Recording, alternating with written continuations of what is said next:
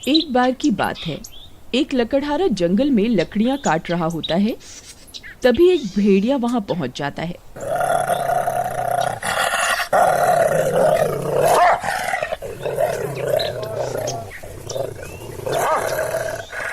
वह लकड़हारा उस भेड़िए को देखकर बहुत डर जाता है। अरे मर गए रे, ये कमबख्त भेड़िया कहाँ से आ गया? अब क्या करूं? ये तो मुझे कच्चा ही खा जाएगा। अरे भेड़िए, चल भाग यहाँ से, भाग।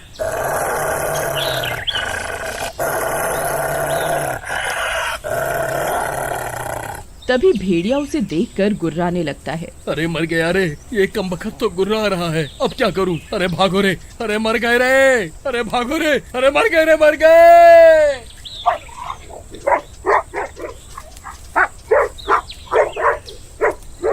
फिर वह भागने लगता है। तभी वह भेड़िया भी उसका पीछा करता है। फिर जेठालाल भागते भागते जमीन पर गिर जाता है।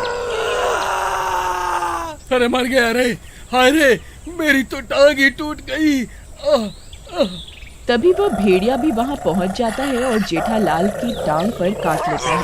अरे मर गया रे, हाय रे। अरे भेड़िए, तेरा नाश मिटे, मेरी टांग ही खा गया। हाय रे, हाय।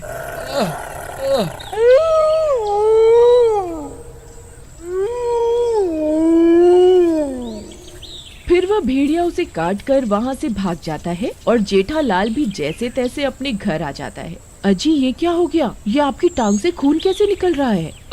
मैं जंगल में लकड़ियाँ काट रहा था, तभी एक कमबख्त भेड़िए ने मेरी टांग पर काट लिया। कोई बात नहीं, ये जल्द ही ठीक हो जाएगा, घबराने की कोई जरूरत नहीं है। रात होने पर वे दोनों सो रहे होते हैं। तभी जेठालाल पर भेड़िए के काटने का असर शुरू हो जाता है। वह अजीब अजीब सी आवाजें निकालने लगता है।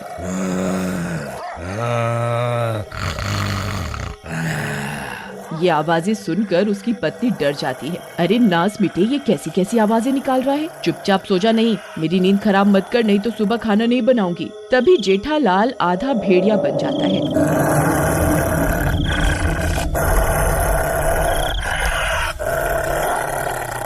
अरे मर गई रे, ये इन्हें क्या हो गया? ये तो आधे भेड़िए बन गए। अरे मर गई रे, अब क्या करूं?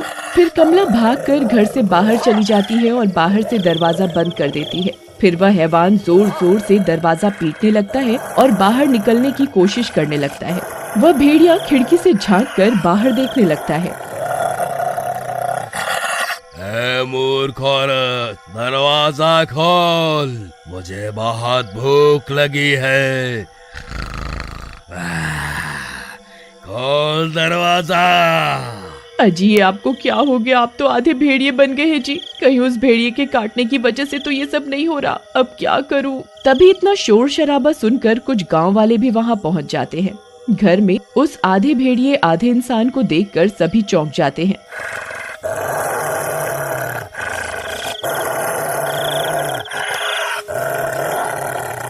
अरे बाप रे, ये क्या है भाई? ये कौन सी जाति का जानवर पाल रखा है कमला बहन तुमने? अरे मूर्ख, ये कोई जानवर है? ये मेरे पति है। आज सुबह जंगल में इन्हें किसी भेड़िए ने काट लिया था, जिसकी वजह से ये भी आधे भेड़िए बन गए हैं। अरे जेठा भाई, क्या हुआ? तुम ऐसे क्यों गुर्रा रहे हो?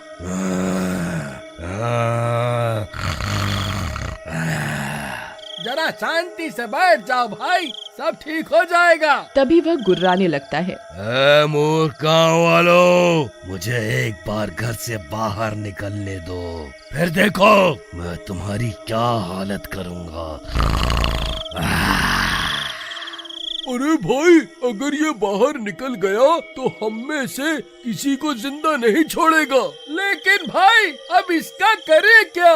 भाई, जब तक हमें इसे ठीक करने का उपाय नहीं मिल जाता है, इसे यहीं कैद करके रखना होगा। फिर सब गांव वाले रात भर उस घर के बाहर हाथों में मशाल लेकर पहरा देने लगते हैं।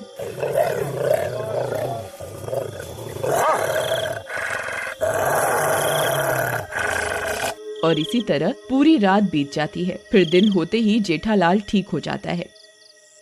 अजी, आपको कुछ याद भी है? कल रात को आप आधे भेड़िए बन गए थे। तुम ये क्या कह रही हो भगवान? ये कैसे हो सकता है? मैं ठीक कह रही हूँ जी। आप रात होते ही भेड़िया बन गए थे। आपके गुर्राने की आवाज सुनकर गांव के सब लोग घर के बाहर इकट्ठे हो गए थे। ये सब सुनकर जेठालाल हैरान परेशान हो जाता है। फिर रात होते ही अजी मुझे आपको रस्सी से बांधना ही होगा। अगर आप कल की तरह फिर से भेड़िए बन गए तो मेरी शामत आ जाएगी। अरे तुम्हारा दिमाग खराब तो नहीं हो गया? मैं कोई जंगली जानवर थोड़े ना हूँ जो मुझे घर पर बांध कर रखना चाहती हो। मैं तुम्हें अपने आप को बांधने नहीं देने वाला। अजी नहीं नहीं, ये आप क्या कह रहे हैं? सुनिए जी, वैसे ही रात हो चुकी है, आप किसी भी वक्त भेड़िए बन जाएंगे। कृपा करके मेरी बात सुन लीजिए। अरे चल हट, बड़ी आई मुझे बांधने वाली। तभी कुछ गांव वाले भी वहां पहुंच जाते हैं। मारो मारो, आज इस भेड़िए को नहीं छोड़ना है, आज इसे जान से मार कर ही रहेंगे। अरे मर गए रे, इस कमबख्त ने तो सारे गांव वालों को मेरी जान लेने के लिए बुला रखा है। अब क्या करूं? ये लोग तो मुझे जान से मारना चाहते हैं।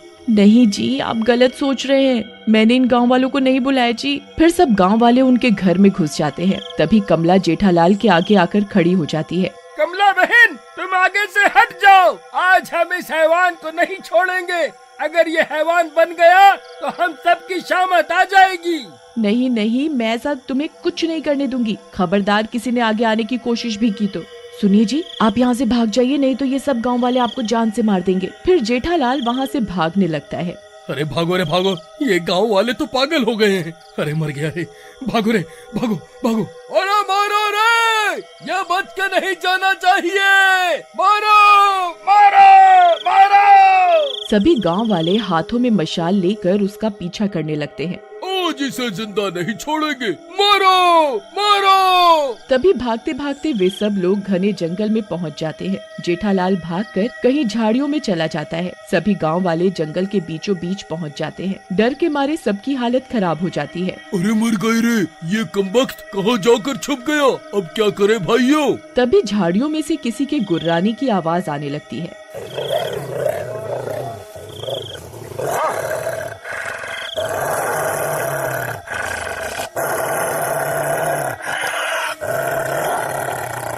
सभी गांव वाले डर जाते हैं। तभी जेठालाल सामने आ जाता है। वह अब हैवान बन चुका होता है। अरे मर गए रे, ये नास मीठा तो हैवान बन गया रे। अरे भाइयों, जल्दी से यहाँ से भागो, नहीं तो आज कोई नहीं बचेगा।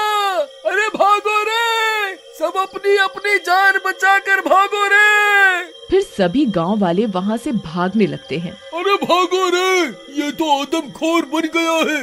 ये कमबख्त तो हमारे खून का प्यासा बन गया है।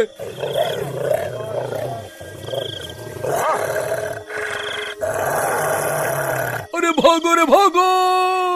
सब गांव वाले भागते भागते वापस गांव पहुंच जाते हैं और जेठालाल के घर में घुस जाते हैं। अरे क्या हुआ, तुमने मेरे पति के साथ क्या किया? अरे कमला बहन, तुम्हारा पति तो हमारे हाथ आने से पहले ही हैवान बन गया। अब तो जो भी करना है वो ही करेगा।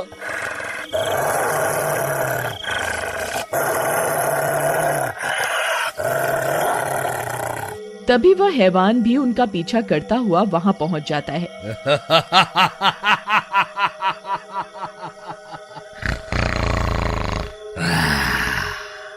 अब बचकर कहाँ जाओगे?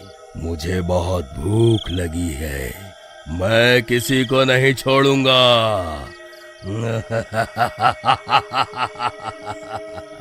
अजी रुक जाइए, ऐसा मत कीजिए। देखिए ना, इस तस्वीर को देखिए, मैं आपकी पत्नी हूँ और आप मेरे पति हैं। आपको कुछ भी याद नहीं है क्या? फिर उस तस्वीर को देखकर वह हैवान कुछ पल के लिए वहीं रुक जाता है। तभी वहाँ एक महामुनि पहुँच जाते हैं और उस हैवान के गले में एक माला डाल देते हैं। जैसे ही माला उसके गले में पड़ती है, जेठालाल के ऊपर से उस हैवान का साया हटने लगता है और देखते ही देखते वह ठीक हो जाता है। अरे आप तो ठीक हो गए महामुनि, आपको बहुत बहुत धन्यवाद। देखो वत्स, जब तक इसके गले में ये माला रहेगी ये ठीक रहेगा। तुम्हें इस बात का ख्याल रखना होगा कि रात होने से पहले ये इस माला को जरूर पहन ले, नहीं तो अनर्थ हो जाएगा। महामुनि, आपका बहुत बहुत धन्यवाद। लेकिन क्या मैं पूरी जिंदगी ऐसा ही रहूंगा? क्या इस श्राप का कोई इलाज नहीं है? देखो वत्स, जब तक मैं श्राप को काटने का कोई रास्ता नहीं ढूंढ लेता तब तक तुम इस माला को अपने साथ ही रखना। मैं जल्द ही कोई उपाय ढूंढता हूँ। इतना बोलकर वह महामुनि और सभी गांव वाले वहाँ से चले जाते हैं। फिर कुछ दिनों के बाद एक चोर उनके घर की खिड़की से झांकने लगता है। उस माला को देखकर उस चोर की आंखें फटी की फटी रह जाती हैं। अरे वाह वाह, ये तो बहुत कीमती माला लगती है। आज तो मजा ही आ गया। वाह वाह वाह। अगर आप अगला भाग देखना चाहते हैं तो कमेंट में जरूर बताइएगा। Thanks for watching.